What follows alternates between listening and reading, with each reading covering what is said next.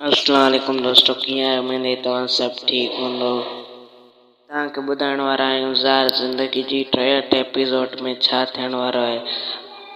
छा ज़हर ज़िंदगी ड्रामे जी 63 एपिसोड में खैरू कलसूम खे ॻोल्हे वेंदो या खैरू ॻोल्हण में नाकाम थी वेंदो। ऐं तव्हांखे ॿुधाईंदो हलां त छा ज़ार ज़िंदगी ड्रामे में हालार ख़ान खे मारियो वेंदो या हालार ख़ान खे कमाल ख़ान ॻोल्हण में नाकाम थी वेंदो।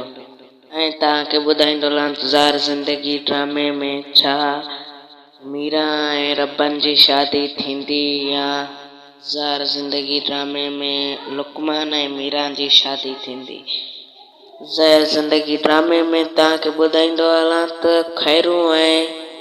खैरू कलसूम खे ॻोल्हण में नाकाम थी वेंदो आहे ऐं कमाल ख़ान कलसूम खे ॻोल्हे वेंदो आहे। ऐं तव्हांखे ॿुधाईंदो हलां त कमाल ख़ान हालार ख़ान खे बि माराए छॾींदो आहे, बलोचिस्तान जी तरफ़ वेंदो आहे ऐं उन्ही जे हालार ख़ान जे साथी खे बि अगवा करे आयो ऐं उन्ही को जांच करे पोइ वरी हालार ख़ान खे बि माराए छॾींदो।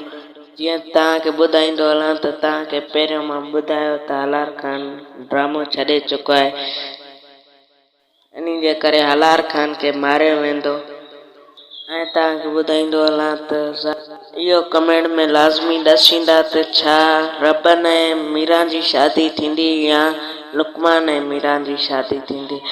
जेकॾहिं वीडियो ज़ार ज़िंदगी जी हर अपडेट ॾिसण जे लाइ सिर्फ़ु असांजी टीवी खे सब्सक्राइब